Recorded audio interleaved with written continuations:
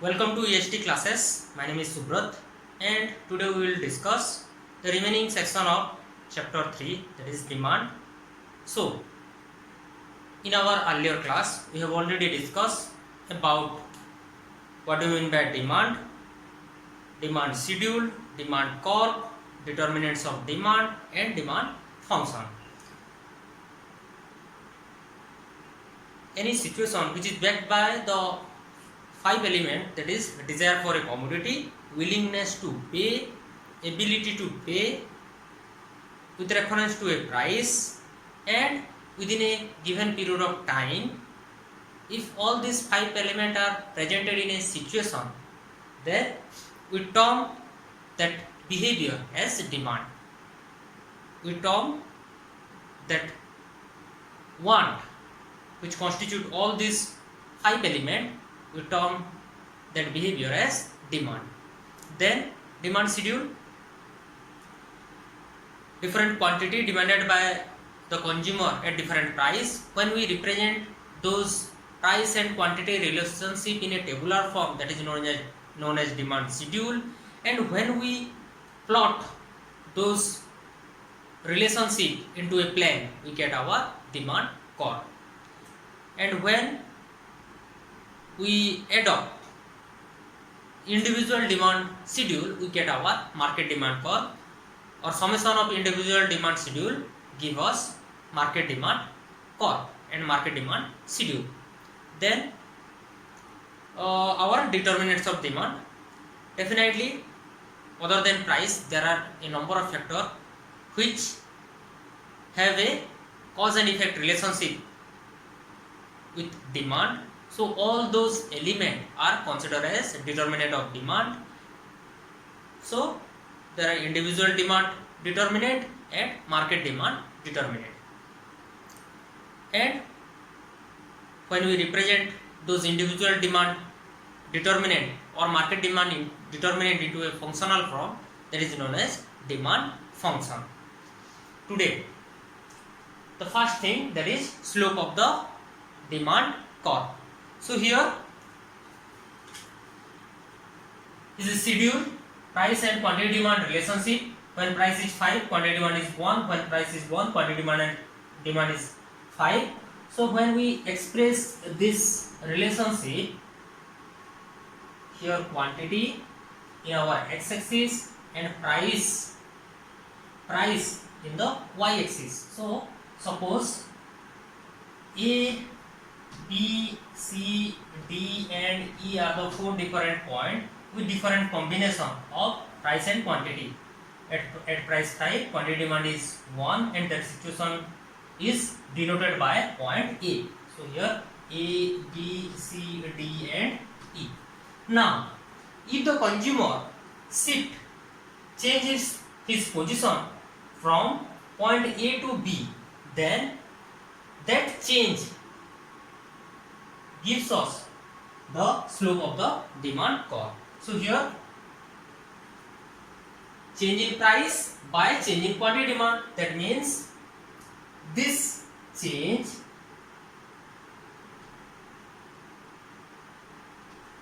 in price by change in quantity demand. So here change in price means we get change in price, new price minus old price, and change in quantity demand, new quantity demand by minus old quantity demand. So let's solve the situation. Suppose at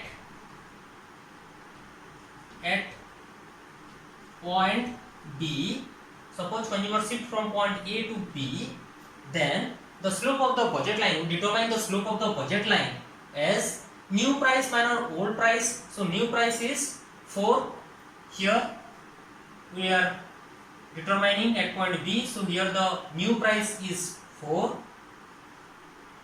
minus old price is 5 by new quantity is 2 minus old quantity is 1. So that's why minus 1 by 1, that is equal to 1 by 1. Slope of the budget line is 1 at point B.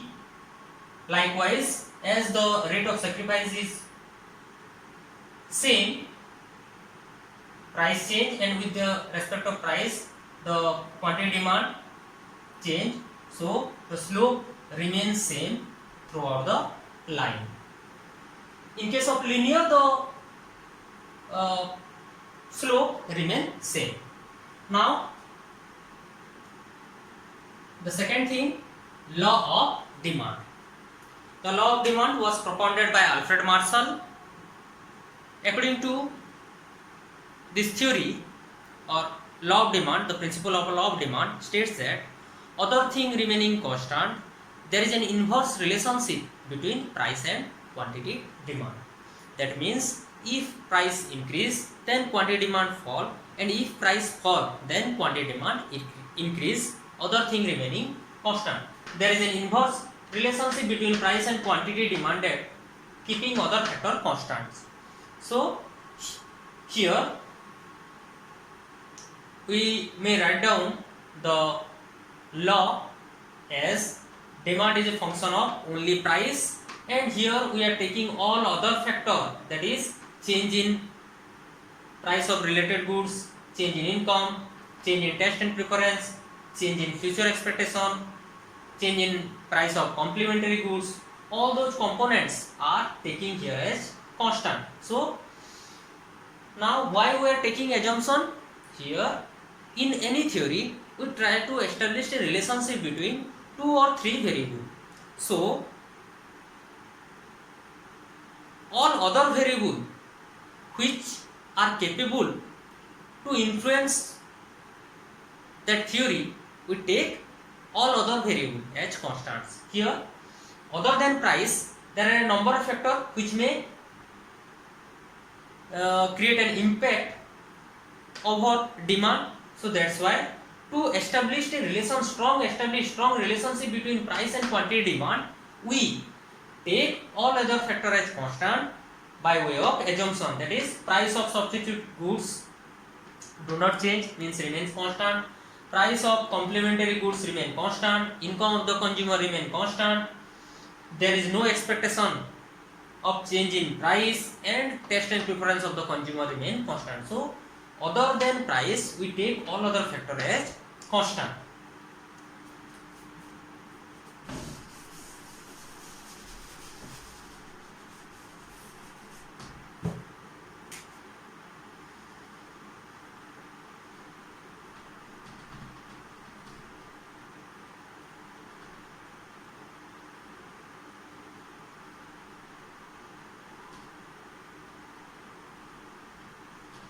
So this is our demand schedule, and when we represent this relationship into a graphical form, that is known as curve or demand schedule, represent in a demand curve. So here BD is our demand curve, where there are 5 different positions A, B, C, D and E, where at different price consumer demand change. Now the demand curve is always in normal situation downward from left to right, downward from left to right. Here we remember some other important facts about our law of demand, that is there is an inverse relationship between price and quantity demand. Then law of demand only give an idea about the change. That means if the price fall, then quantity demand increase, and if the price increase, then quantity demand fall. So here law of demand is a quality statement which only give the direction of change. That means if the price increase, then the outcome, the quantity demand may fall. Okay. Then the third one, here law of demand only a demand side theory. Here we only discuss about price, and when price is changed, then his outcome in demand. That means price is independent and quantity demand is dependent. Then here also there is law of demand doesn't give an idea about the proportional relationship. That means here if the price change 10%, then how much quantity change, that may be 10%, more than 10%, less than 10%, was not determined by this theory. So these are the following points of law of demand. Derivation of law of demand. Law of demand can also be derived from law of diminishing marginal utility and law of equimarginal utility. Here the law of demand is also known as first law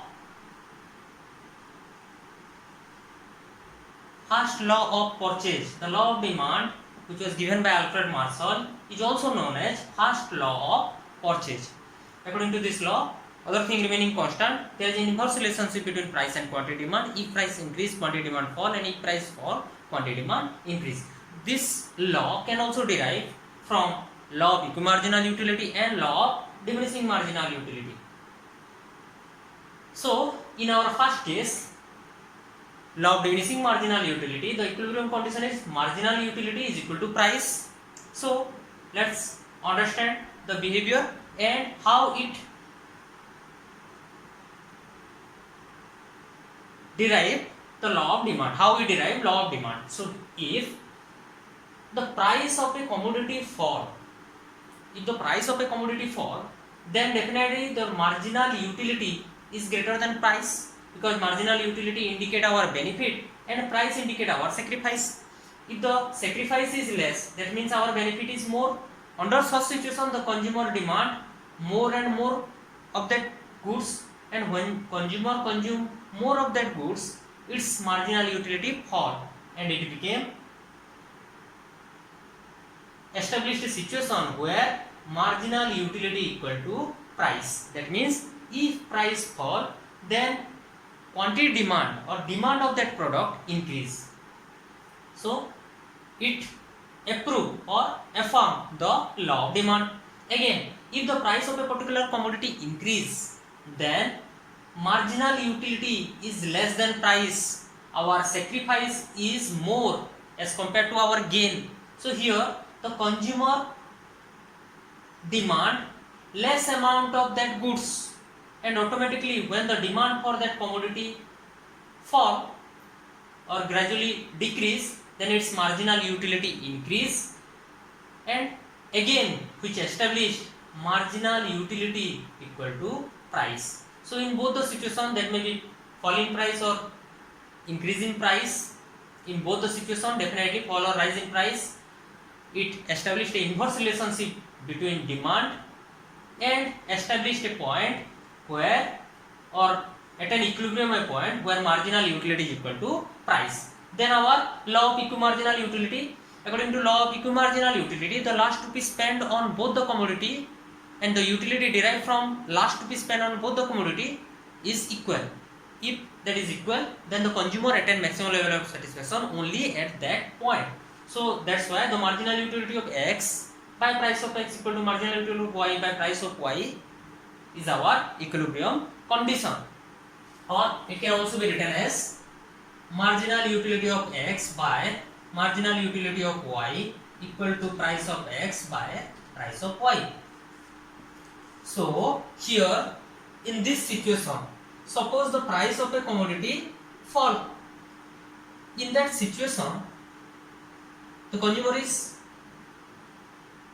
now at this point, the consumer get more marginal utility from X. So that's why the consumer demand more amount of X as compared to Y. because the marginal utility derived by X is greater than marginal utility derived by Y. So when the consumption of X increase, if the consumption of X increase, then definitely its marginal utility fall, and as the price fall, it will attain another point where marginal utility of X equal to by price of X is equal to marginal utility of Y by price of Y. It will establish a point where marginal utility of X by price of X is equal to marginal utility of Y by price of Y. Here also, as the price of that X fall, the quantity demand of X increase. Price fall, quantity demand increase, inverse relationship. Again, if the price of X increase, under such situation, marginal utility of Y is greater as compared to X. So that's why consumer consume more unit of Y and reduce some unit of X. Here also, as the price increase, consumer reduce some unit of X.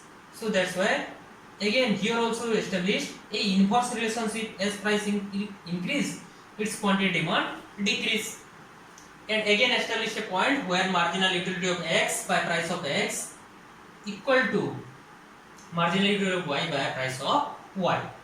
So in both the situation, the law of demand is affirmed by law of diminishing marginal utility and law of equimarginal utility.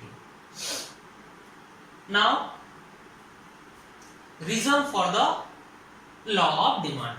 Here our first point is law of diminishing marginal utility. Just we have discussed that how law of demand is also derived from law of diminishing marginal utility, because change in the price of X, how the marginal utility change and how it attain equilibrium where the marginal utility is equal to price.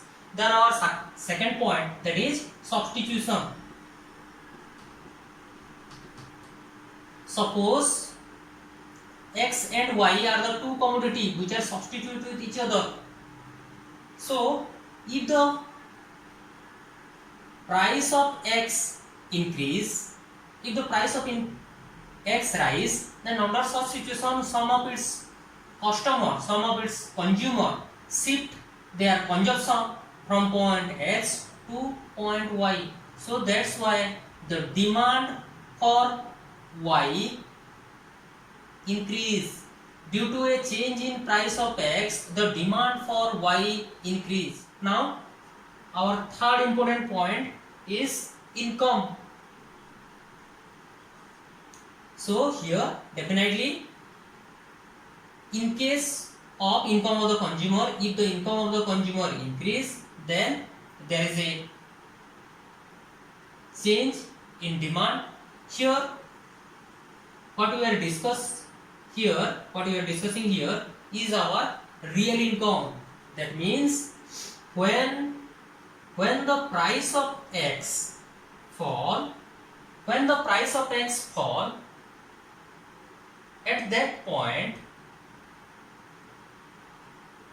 there are some additional income left in the hands of consumer. So that's why the real income of the consumer increase, and due to change in real income, the consumer demand more quantity of that goods. So because of which the demand for that goods increase.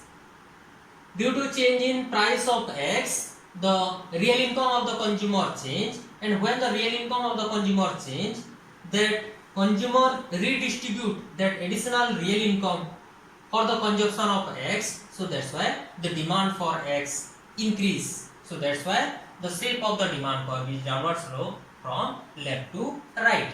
Again, here we remember that here the demand indicate market demand curve. That means here each and every point there is a consumer who is willing to purchase that commodity at a definite price.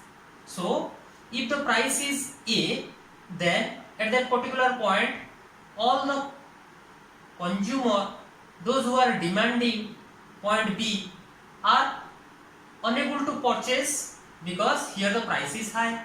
So that's why when the price of a commodity fall, at that time, at that point,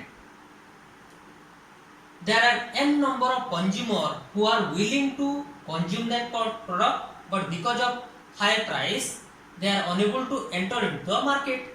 But when the price fall, now that product is available within their budget line, within their attainable point. So that's why they demand that good X.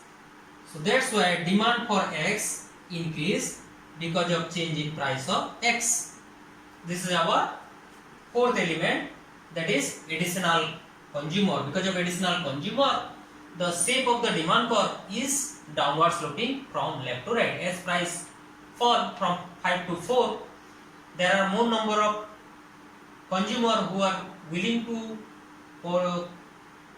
consume that product, but as the price high, so they are unable to consume. But when the price change from 5 to 4, now they are able to consume. So that's why the amount increase from 1 to 2 or 100 to 200. We may also write down this particular point as 100, 200, 300, 400 for our better understanding. Now the last one is different use. Definitely there are some goods which have alternative use, different use, diversified use. So under such situation, if the price of that product is high, then we channelize that resource for our urgent need or which are essential. But when the price of that good fall, then we use that product into almost all the field where we can use that product. For example, coal, for example, petrol, for example, electricity. These are the goods which have alternative uses. And if the price of that commodity is high, then we are using that goods only which is essential. But if the price of that good, that means the price of coal, the price of petrol, the price of electricity is less, then at that time we use that goods into different uses. And at that situation, at that time, the demand for that good increase limitless. So these are the following points because of which the shape of the demand curve is downward sloping from left to right. Thank you. Thanks for watching. If you like my video, please do like, share and subscribe. Thank you.